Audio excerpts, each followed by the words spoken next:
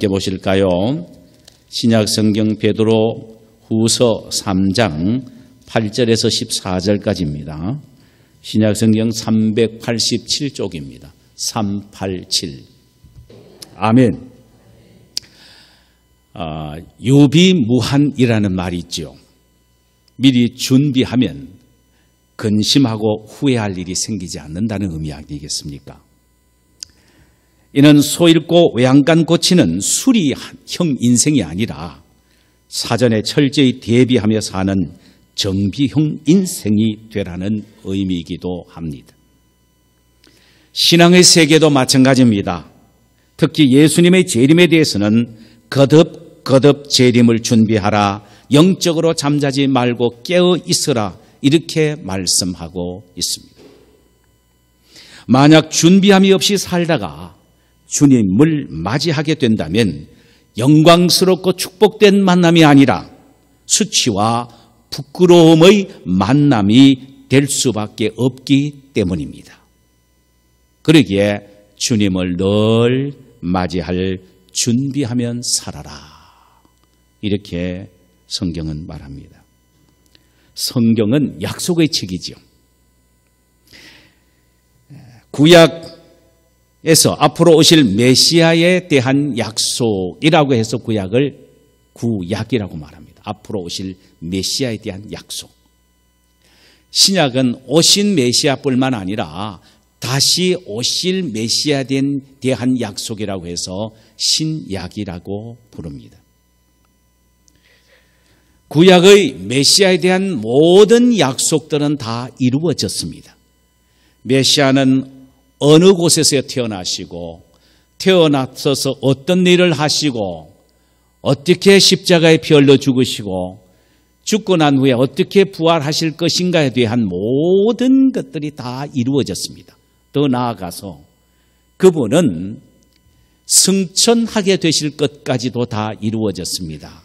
하나 이루어지지 않고 있는 것이 있는데 그것은 재림입니다. 지금까지 다 이루어진 약속에 견주어 본다면 앞으로 예수님이 다시 오실 재림에 대한 약속도 반드시 이루어지게 될 줄 믿습니다. 여러분, 이 사실을 믿으십니까? 예. 성경의 마지막 장면 요한계시록 20장 20절에서 21절에서 보면은 내가 진실로 속히 오리라 하는 주님의 재림의 약속에 아멘, 주 예수여 오시옵소서라는 성도들의 화답으로 끝을 맺습니다. 이렇게 주님이 친히 다시 오시겠다고 말씀을 하셨는데도 예수님의 재림에 대한 회의론자들이 있습니다. 그들이 그렇게 생각하는 가장 큰 이유는 예수님의 재림에 대한 말은 이미 초대교회에서부터 계속 있어 왔으나 지금까지도 일어나지 않고 있기 때문이라는 것입니다. 실은 초대교회 성도들은 자신들의 당대에 곧 예수님이 다시 오실 줄로 알았습니다. 그래서 데살로니가 교회 성도들 중에는 주님의 재림이 자신들이 살아 생전에 일어날 줄을 믿고 현재의 삶에 대하여 매우 태만한 경우가 있었습니다. 그래서 사도 바울은 그들을 책망하기도 했지요. 일하기 싫어하거든 먹지도 말라, 이렇게 말을 했습니다. 그럼 왜 예수님은 이토록 오랜 시간 동안 재림을 미루시고 계십니까? 초대교회부터 예수님은 다시 오시겠다고 말씀을 하셨는데도 계속해서 오시지 않고 미루시고 계시느냐, 이 말씀입니다. 그 이유를 오늘 본문 8절과 9절에서 이렇게 말하네요. 사랑하는 자들아, 죽게는 하루가 천년 같고 천년이 하루 같다는 이 한 가지를 잊지 말라. 주의 약속은 어떤 이들이 더디다고 생각하는 것 같이 더딘 것이 아니라 오직 주께서는 너희를 대하여 오래 참으사 아무도 멸망하지 아니하고 다 회개하기에 이르기를 원하시느니라 그랬습니다. 사랑의 주님이 더디 오신 이유는 딱 한 가지입니다.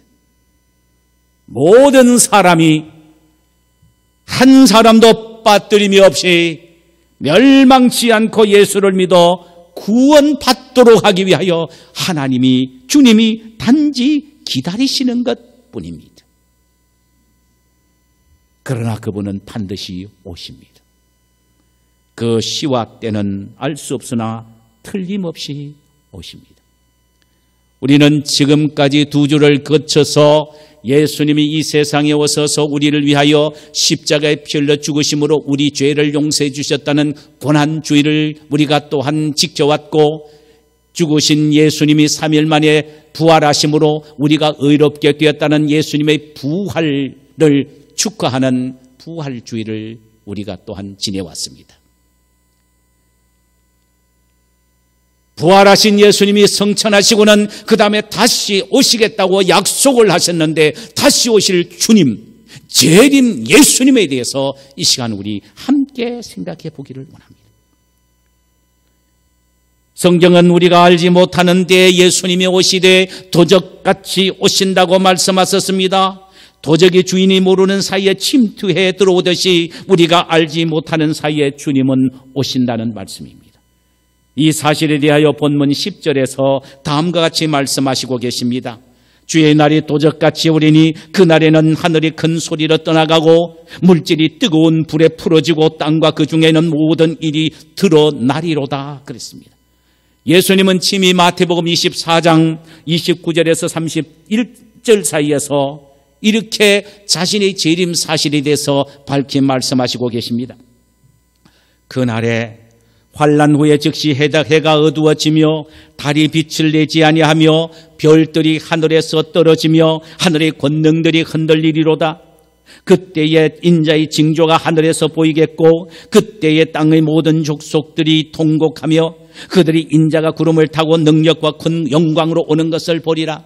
그가 큰 나팔 소리와 함께 천사들을 보내리. 그들이 그의 택하신 자들을 하늘 이 끝에서 저 끝까지 사방에서 모으리라.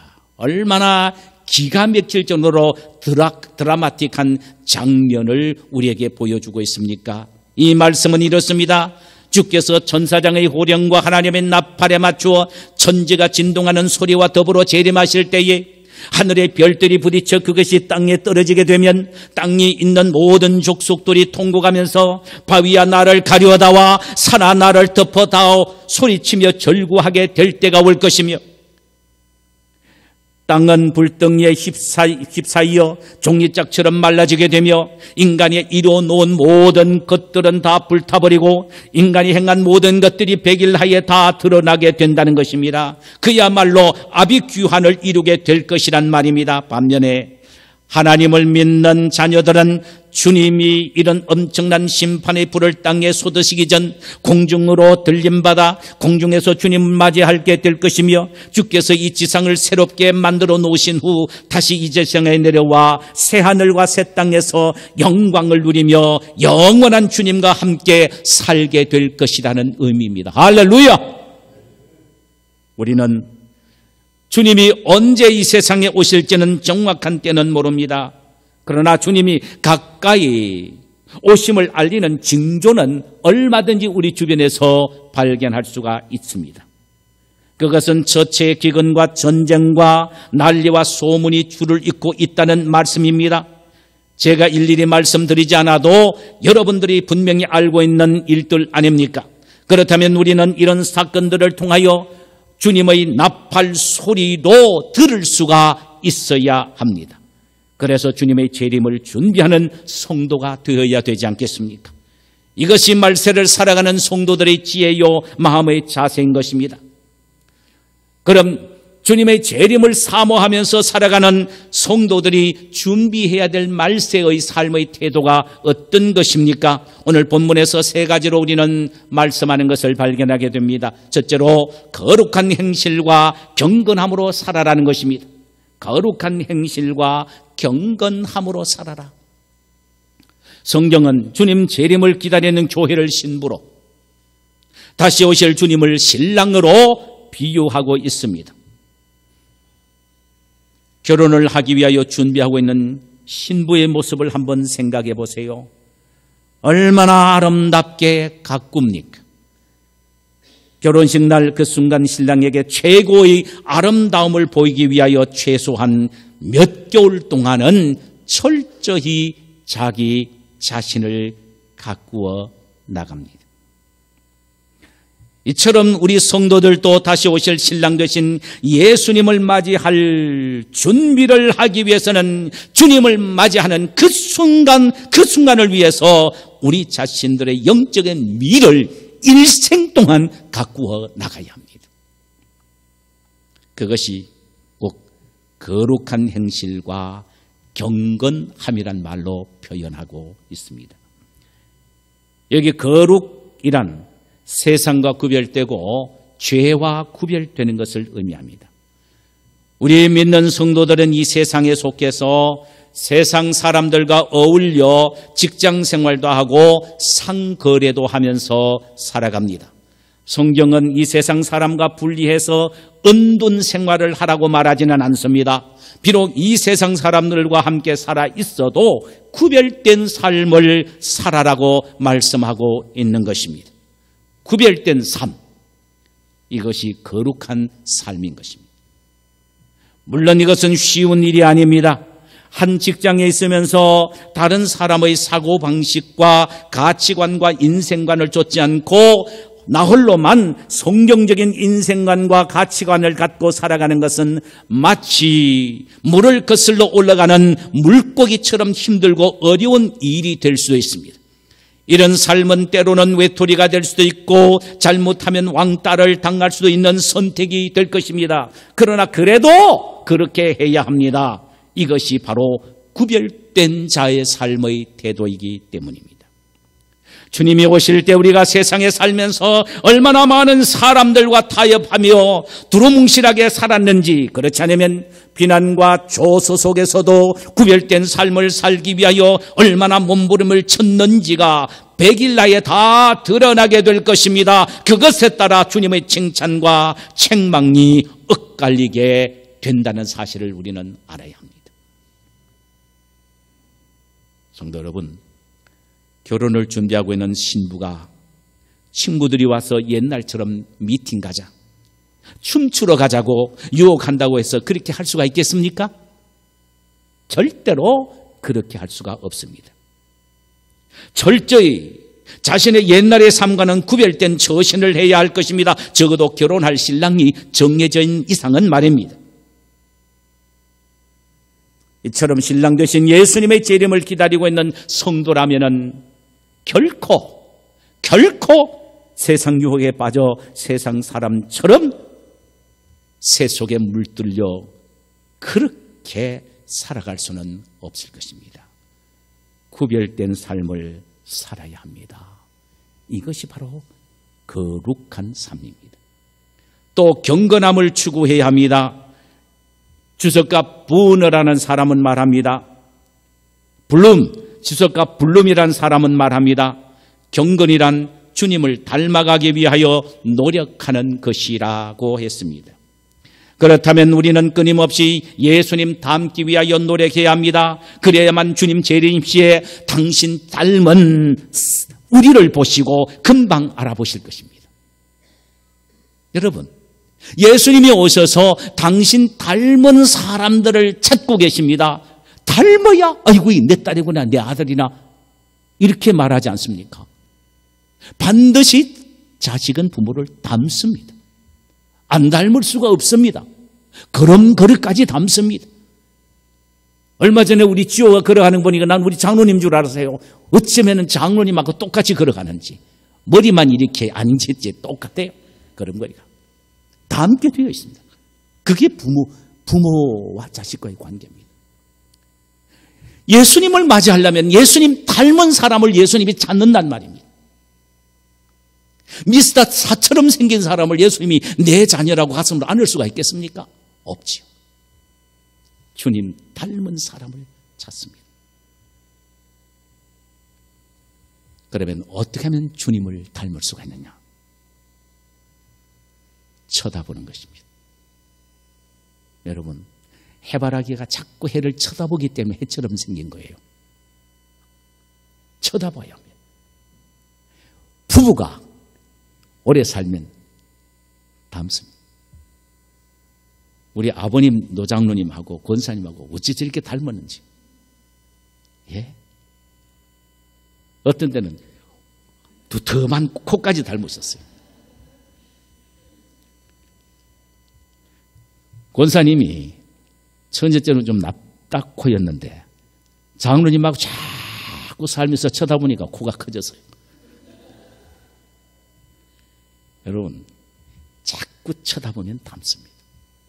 그래서 부부는 닮는다는 말이 있지 않습니까? 우리가 주님을 닮기 위해서는 끊임없이 주님을 쳐다보아야 합니다. 어떤 사람은 좋을 때만 주님 쳐다보며 할렐루야 합니다. 그러다 힘들고 어려우면 코가 쭉 빠져가지고 밑만 내려보고 사는 사람이 있습니다. 성경은 말합니다. 끊임없이 주님을 쳐다보라고 말합니다. 좋은 일을 당할 때도 주님을 쳐다봐야 되고 나쁜 일을 당할 때도 주님을 쳐다보아야 합니다. 성공할 때도 주님을 쳐다보아야 하며 슬플 때도 주님을 쳐다보아야 합니다. 생리 고달플 때도 잠깐 멈춰서 주님을 쳐다보아야 하고 상처받아 아플 때도 사람 바라보지 말고 밑을 내려다보지 말고 주님을 쳐다보아야 합니다. 주님을 쳐다볼 때에 주님을 더 많이 닮아가는 것입니다. 우리 주님을 쳐다보십시다. 우리 주님을 쳐다보십시다. 그럴 때 우리는 더욱더 주님을 닮아지게 되는 것입니다. 두 번째로 주님의 재림을 간절히 사모하며 살아야 합니다. 말세 성도들이 살아가는 자세를 두 번째로 주님의 재림을 간절히 사모하며 살아가야 된다는 것입니다. 오늘 본문 12절 전반절에 보면 하나님의 날이 임하기를 바라보고 간절히 사모하라 이렇게 말합니다. 여기 하나님의 날은 주님의 재림의 날을 의미합니다. 바라보고 간절히 사모하라는 말씀은요, 주님의 재림에 대한 소망을 어느 한순간도 잊지 말고 마음속에 품으라라는 말이며 재림을 끊임없이 열중하라, 집중하라라는 의미인 것입니다. 여러분, 자나깨나 주님의 재림을 가슴에 품고 살아라. 재림 사건에 열중하고 집중하며 살아라. 여러분 어떻습니까? 오늘날 우리가 살고 있는 이 세상에서 이 말씀이 굉장히 허망하게 들리는 것 같지 않습니까? 지금 우리가 살고 있는 이 세상은 모든 면에서 참 편리하고 살기 좋은 그런 세상입니다. 스마트폰 하나면 밖에서 집에 오는 시간 맞춰서 스위치를 딱 눌리면, 버튼만 눌리면 전기불이 확 켜집니다. 밥을 나갈 때 앉혀놓고 밖에서 30분 후에 들어오게 될 것 같다 하면은 버튼만 눌리면 혼자서 밥이 됩니다. 좋아하는 대구 매운탕 스토브에 얹어놓고 들어올 때 30분 전에 버튼만 탁 스마트폰으로 번호만 누르면 끓여집니다. 집에 와서 보글보글 끓여지는 대구탕을 식탁에 앉아서 함께 먹을 수가 있습니다. 얼마나 좋습니까? 솔직히 말하십시다. 얼마나 좋습니까? 불편한 게 뭐 있습니까? 얼마나 편합니까? 얼마나 멋있는 삶입니까? 그런 마음을 갖고 있는 사람이 자나깨나 눈에 보이지 않는 주님의 재림을 가슴에 사모하면서 주님의 재림을 집중하며 산다. 여러분 가능할 것 같습니까? 우리 자신을 속이지 마십시다.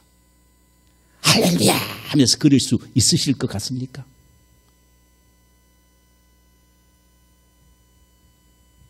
우리는 데살로니가전서 5장 3절의 말씀에 우리 시선을 집중하고 또 집중하고 집중해야 합니다. 잘 들어보십시오. 그들이 평안하다 안전하다 할 그때에 임신한 여자에게 해산의 고통이 이름과 같이 멸망이 갑자기 그들에게 이르르니 결코 피하지 못하리라. 이게 주님의 말씀입니다. 주님의 말씀입니다. 살기 좋다, 평안하다, 음에 좋은 거, 소파도 좋고 TV도 좋고 이 스마트폰 어째 이렇게 좋노? 보탄만 눌러도 끝내주는구만. 너무 편안하다, 좋다, 안락하다, 살기 좋다, 편하다. 기억하세요. 그때에 주님은 도적같이 임하신다고 말씀을 하셨습니다. 그렇기 때문에 우리는 편안할 때에, 안전하다라고 생각할 때에, 모든 면에서 인생이 편리하고 즐겁고 재밌다고 할 때요, 정신을 바짝 차려야 합니다. 이것이 바로 영적으로 깨어있는 사람들의 태도입니다. 이것이 바로 구원받은 사람의 자세란 말이죠.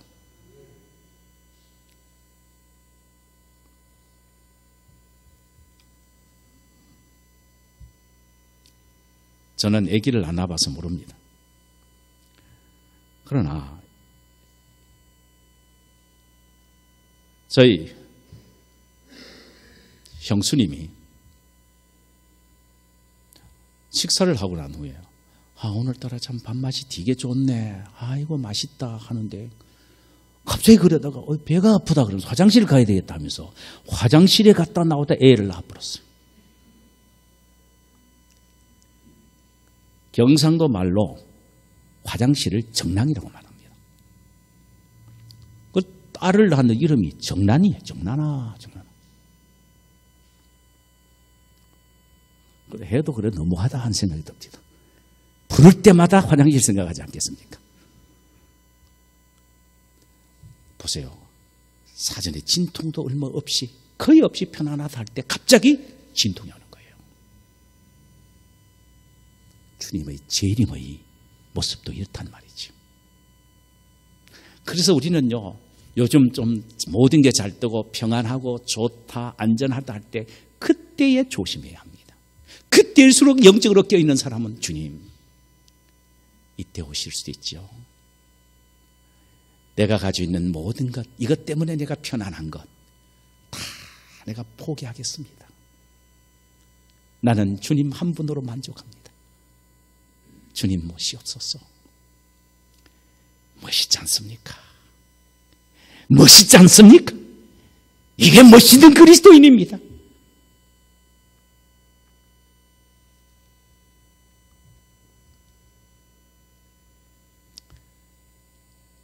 아무리 부하고 잘 살아도 우리의 마음은 주님의 재림에 집중해야 합니다. 그러지 아니하면 마귀는 우리의 마음을 이 세상이나 세상에 있는 것들에게 빼앗기도록 만듭니다. 그러므로 우리는 매일매일 삶 속에서 주님의 재림을 생각하면서 살아야 합니다. 이는 아무 일도 하지 말고 하늘만 쳐다보라는 말은 아닙니다. 하루하루의 삶을 주님을 만날 날을 생각하면서 살아라는 말씀입니다. 만약에 어떤 부인이 상업상 상당 기간 남편과 떨어져 산다면 자나깨나 그 남편 돌아오기만을 기다리고 있을 것입니다. 그러다가 앞으로 며칠 후에 귀국한다는 소식을 들으면 밤잠을 자지 못할 정도로 그립고 기다려지고 사모하게 될 것입니다. 그러나 만약 그 부인이 남편이 돌아오는 것이 달갑지 않게 여겨지거나 오히려 싫어진다면 분명히 잘못된 것일 것입니다. 이 여인은 왜 남편이 오는 것이 달갑지 않게 여겨질까요? 평소에 행동 거지가 분명치 않았기 때문입니다. 남편이 오면 자신의 삶이 그대로 드러나기 때문입니다. 남편이 오면 자신의 삶이 그대로 드러나게 때문입니다. 이처럼 주님의 재림을 사모하는 사람은 매일매일 부끄럽지 않는 최선의 삶을 사는 것입니다. 지금 이 세상의 삶이 주님의 재림 시에 다 드러나게 되기 때문입니다. 그러므로 우리는 주님의 재림을 사모하며 손꼽아 기다려야 하며 매일매일 삶을 주님의 재림을 사모하는 마음으로 최선을 다하여 살아야 합니다. 그 이유는 오늘의 삶이 영원을 위한 근거가 되며 오늘의 삶이 천국에서의 상급을 보장해 주기 때문입니다. 안내 일기를 쓴 유대인 소녀 안네 프랭코에 관한 이야기입니다.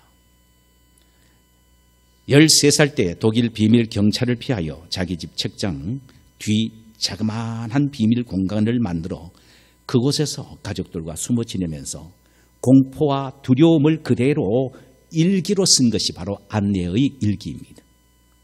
거기에 보면은 13살 먹은 아이가 이런 내용의 일기를 썼습니다. 우리의 세계가 어둠의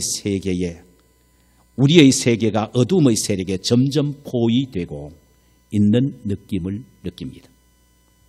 우리는 공포와 죽음이 다가오는 것을 느끼고 있습니다. 그러나 동시에 우리는 이 공포와 학살과 죽음과 전쟁의 건너편에서 우리를 향해 다가오는 하나님의 나라의 빛을 바라봅니다.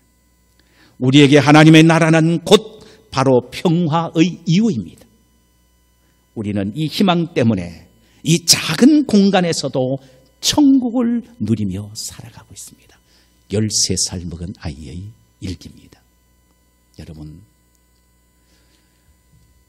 천국 갈 날 얼마 남지 않는 연세 드신 어른들만 예수님이 오시는 것을 사모하고 그 나라를 그리워하며 사모해야 됩니까?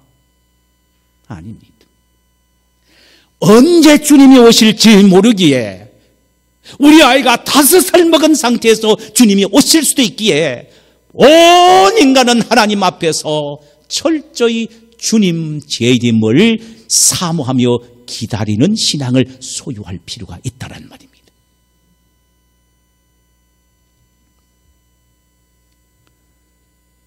사랑하는 여러분, 여러분들은 얼마나 예수님의 재림을 사모하고 있습니까?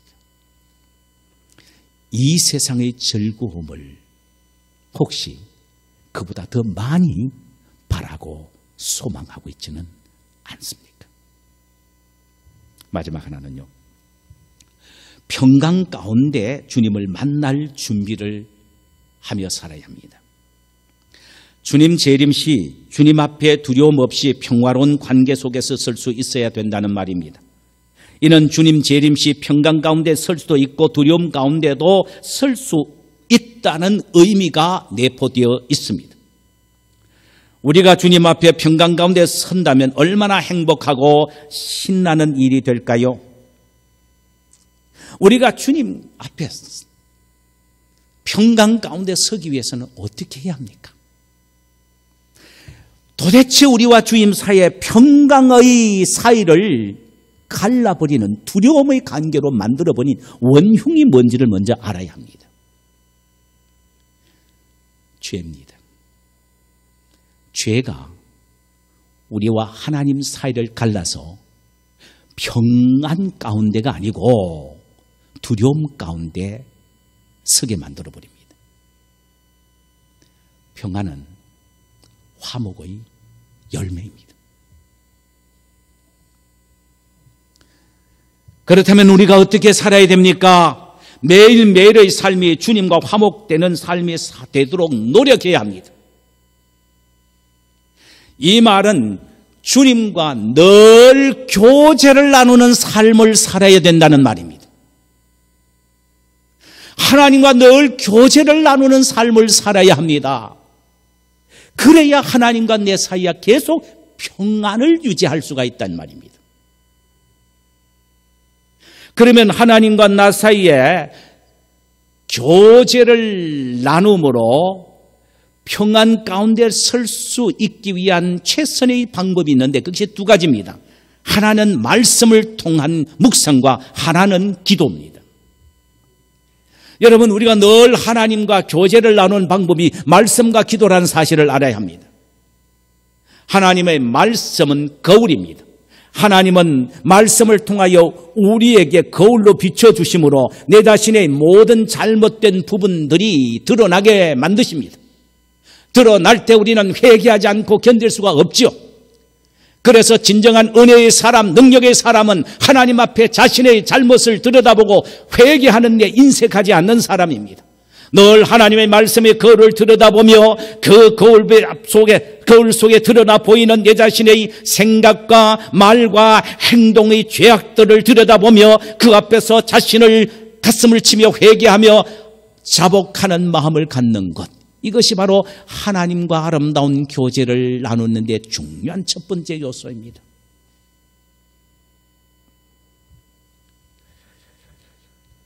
우리는 매일 삶 속에서 말씀을 통하여 점없고 흠없는 사람들이 되기 위하여 노력합니다.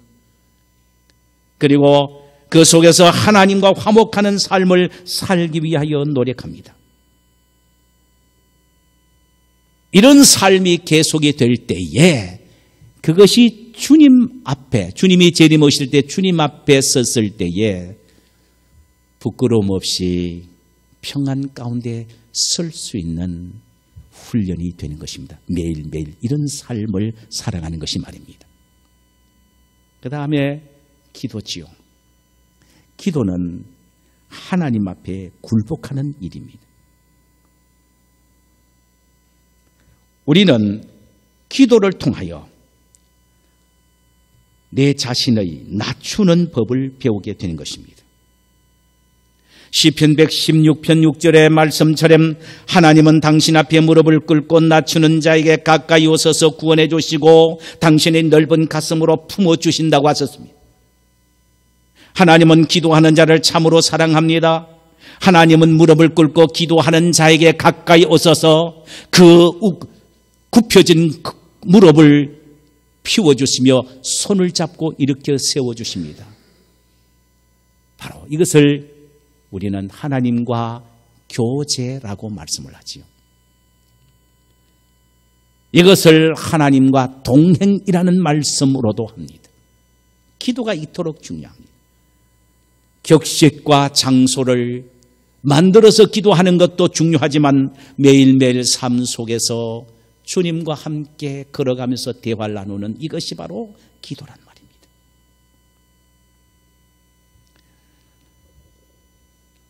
우리가 매일매일 말씀과 기도를 통하여 하나님과 교제를 나누고 평안의 관계를 유지한다면 주님 재림 시 흠도 점도 없이 평강 가운데 주님 앞에 설 수 있게 되는 것입니다. 재림의 주님은 평강의 주님이십니다. 평강을 소유한 사람만이 평강의 주님을 만날 수가 있는 것입니다. 평강을 깨어버리는 원흉은 우리에게 두려움을 주는 죄를 철저히 매일매일 순간순간마다 정리하고 회개하여 돌이킬 때에 우리의 마음에는 평강이 있게 되고 이런 평강이 있는 사람만이 주님 앞에 설 때에 부끄럽지 않고 담대하게 설 수가 있다라는 말씀입니다.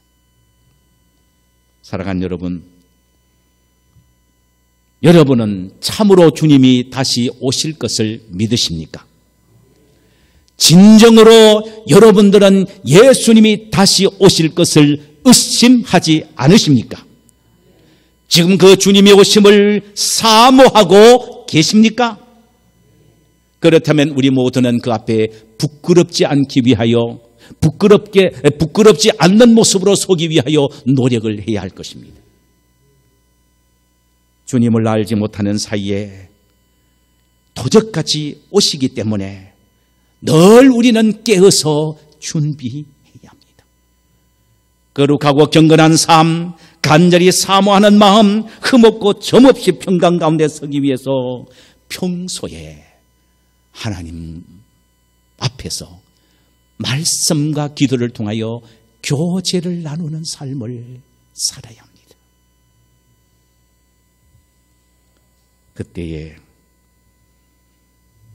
우리는 준비된 사람들로 언제든 주님이 오실 때에 기쁨으로 뛰어나가 주님을 맞이할 수가 있을 것입니다. 우리 모두 이런 성도님들이 되시기를 주님의 이름으로 축원합니다. 기도합시다.